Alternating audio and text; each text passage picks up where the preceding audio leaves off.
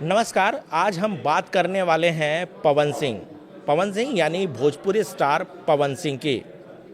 पवन सिंह को एक बार फिर इंतज़ार करना पड़ेगा। जी हाँ, हम बात कर रहे हैं पवन सिंह की उस इंतज़ार की बात जो उन्होंने 2017 के बाद से ही जिस सपने को उन्होंने देखा है। पवन सिंह 2017 में बीजेपी में शामिल हुए। बहुत ही गाजे बाजे के साथ बीजेपी ने उन्हें शामिल कराया और वहीं से उनकी एक ख्वाहिश थी कि किसी भी तरीके से वे जो है वो संसद भवन पहुँचे, यानी कि कहीं ना कहीं वो लोकसभा सांसद या राज्यसभा सांसद के तौर पर खुद को देख रहे थे। उन्होंने ये जो सपना देखा उसकी वजह इसलिए है क्योंकि भोजपुरी स्टार की अपनी अहमियत या कह सकते हैं कि पोजीशन बीजेपी में रही है। शुरुआत भले ही स्टार के तौर पर अगर हम देखें तो बिहार से शत्रुघ्न सिन्हा का बहुत नाम था, लेकिन अगर हाल फिलहाल में देखें तो मनोज तिवारी हो या रवि किशन हो या फिर निरहुआ हो,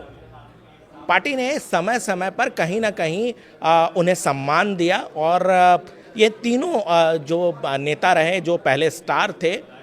उनको पार्टी ने सांसद भी बनाया। हालांकि अभी निरहुआ सांसद नहीं है, लेकिन मनोज तिवारी और रवि किशन सांसद हैं और बहुत ही अच्छे पोजीशन पे कहा जा सकता है। यही वजह है कि कहीं ना कहीं पवन सिंह को उस समय लग रहा था कि जिस तरीके से वो एक पावर स्टार हैं, जिस तरीके से भोजपुरी इंडस्ट्री के बहुत बड़े स्टार हैं,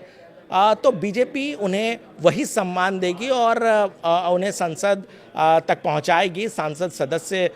उन्हें बनाएगी। और यही वजह है कि 2017 में उन्होंने पार्टी ज्वाइन किया। लेकिन उस वक्त बहुत मोड़ आ गया जब लोकसभा चुनाव हो रहे थे, तो पार्टी ने उन्हें पश्चिम बंगाल के आसनसोल सीट से उम्मीदवार बनाया। पवन सिंह ने बहुत ही तरीके से उसे स्वीकार किया और हालांकि वो चाहते थे कि बिहार से वो उम्मीदवार बने और ख़ास तौर पे आरा काराकाट जैसे सीट जो उनके लिए बहुत मुफीद सीट कहा जाता है, वहाँ से वो उम्मीदवार बने। लेकिन पार्टी ने उन्हें आसनसोल का सीट दिया और बाद में उस सीट को लेकर जो पश्चिम बंगाल में तृणमूल कांग्रेस है उन्होंने विवाद कर दिया, उनके गाने को लेकर विवाद हुआ और जिसकी वजह से कहीं ना कहीं पवन सिंह ने खुद से ये डिसाइड किया। हालांकि जो सूत्र बता रहे हैं कहीं ना कहीं पार्टी का भी मानना था कि अब वो उम्मीदवार ना रहें, खुद से विड्रॉ करें और यही वजह है कि पवन सिंह ने खुद से वहाँ से जो उम्मीदवारी थी उसको विड्रॉ किया। उस समय शुरुआत में उन्होंने कहा कि एक पार्टी के कैंडिडेट के तौर पर, पार्टी के सिपाही के तौर पर, पार्टी के कार्यकर्ता के तौर पर वो विड्रॉ कर रहे हैं, लेकिन उनकी इच्छा कहीं ना कहीं थी कि आगे पार्टी उसी लोकसभा चुनाव में बिहार से किसी सीट से उन्हें उम्मीदवार बना दे, लेकिन हुआ नहीं। पार्टी ने उन्हें बिहार से उन्हें उम्मीदवार नहीं बनाया और उसकी वजह से पवन सिंह बहुत नाराज़ हुए और पवन सिंह को ये लग रहा था कि 2017 से वो पार्टी के लिए काम कर रहे हैं, पार्टी के उम्मीदवारों के लिए प्रचार करते हैं, कहीं ना कहीं वो स्टार पावर है उनमें और यही वजह है कि उन्होंने सीधे सीधे पार्टी को चैलेंज किया और काराकाट सीट से, जहां से उपेंद्र कुशवाहा पहले से उम्मीदवार थे जो बीजेपी के समर्थन से थे, वहाँ से वो उम्मीदवार के तौर पर, निर्दलीय उम्मीदवार के तौर पर वो खड़ा हो गए, जिसकी वजह से परिणाम ये हुआ कि उपेंद्र कुशवाहा भी चुनाव हारे, खुद पवन सिंह उस सीट से चुनाव हारे और तीसरे को कहीं ना कहीं फ़ायदा हुआ और पवन सिंह का बीजेपी से हटकर चुनाव लड़ने का परिणाम ये हुआ कि जो उनके आसपास का जो लोकसभा क्षेत्र था उस पर भी पार्टी को खामियाजा भुगतना पड़ा और कहा जाता है कि लगभग 3-4 ऐसी सीटें थी जिस पर पवन सिंह की वजह से बीजेपी को नुकसान झेलना पड़ा। हालांकि परिणाम सामने आया, बीजेपी की फिर से सरकार आ गई, बहुत ज़्यादा फर्क पवन सिंह की वजह से बहुत ज़्यादा फर्क नहीं पड़ा। पवन सिंह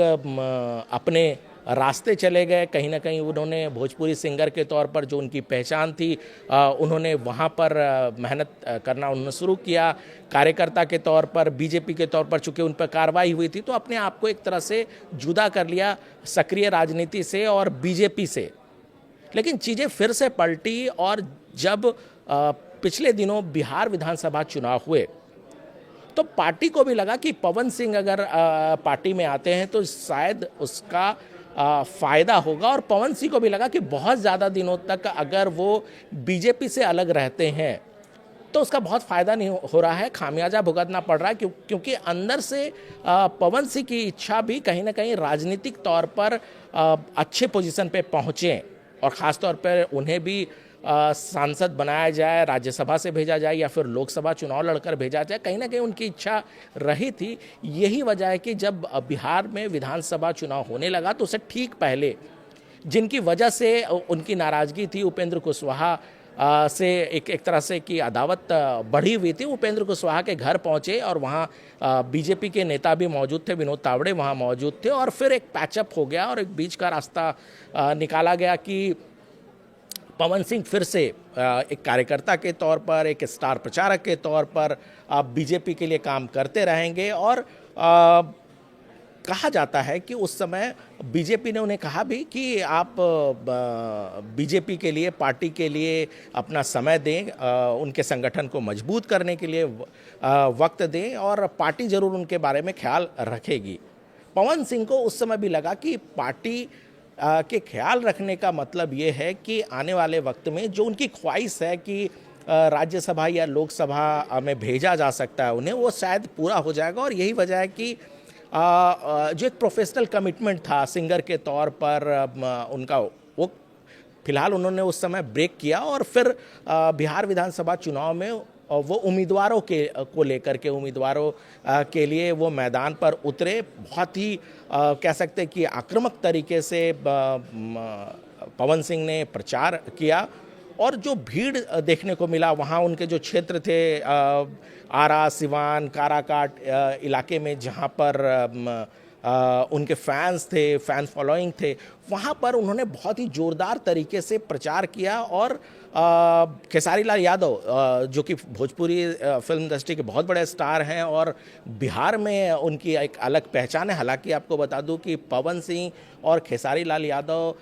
की अदावतें बहुत पुरानी रही है और जिस तरीके से पवन सिंह बहुत ही अटैकिंग मोड में और आक्रामक तरीके से उन्होंने प्रचार किया, खेसारी लाल यादव को भी वहाँ पर हार का सामना करना पड़ा। बिहार में बीजेपी और जेडीयू को जीत मिली और कहीं ना कहीं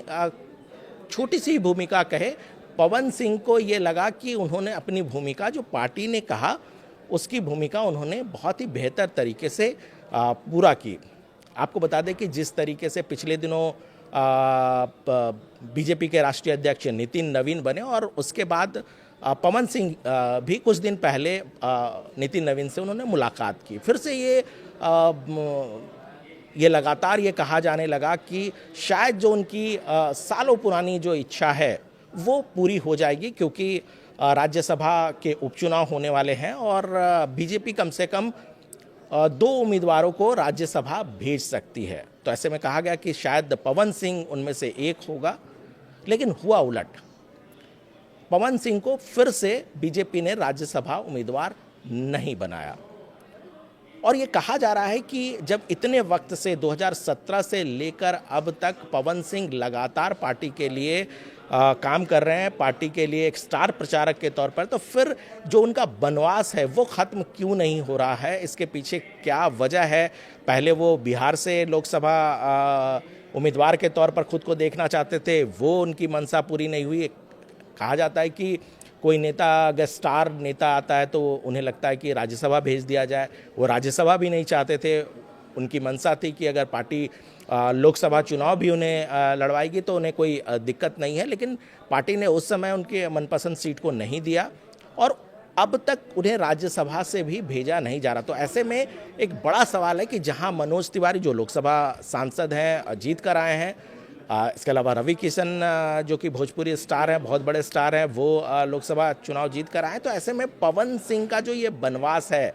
बड़े स्टार हैं और ये बनवास कब खत्म होगा, ये अपने आप में बहुत बड़ी बात कही जा सकती है। हालांकि आने वाले दिनों में जिस तरीके से अब नीतीश कुमार राज्यसभा से केंद्र की राजनीति में सक्रिय होंगे और बिहार में जो है वो सरकार बदल रही है, बीजेपी का मुख्यमंत्री बनने वाला है, तो ऐसे में अब कहीं ना कहीं ये कयास भी शुरू है कि पवन सिंह का क्या, पवन सिंह आखिर कहाँ जाएंगे, क्या फिर से उनकी राहें अलग हो जाएगी क्योंकि महत्वाकांक्षा दिल में ज़रूर है, या फिर एक धड़ा ये भी कहता है कि चुनाव जब आता है तो पवन सिंह बहुत सक्रिय हो जाते हैं, लेकिन चुनाव के बाद पवन सिंह की सक्रियता बहुत घट जाती है, संगठन के लिए वो बहुत ज़्यादा काम नहीं करते हैं। तो ऐसे में सरकार के लिए या फिर अगर उन्हें सदन भेज दिया जाए, लोकसभा या राज्यसभा भेज दिया जाए, तो फिर वहाँ क्या करेंगे। तो ये एक बड़ा सवाल है। देखने वाली बात होगी कि superstar power star Pawan Singh का आगे क्या होता है, बीजेपी उन्हें किस भूमिका में आगे रखती है। धन्यवाद।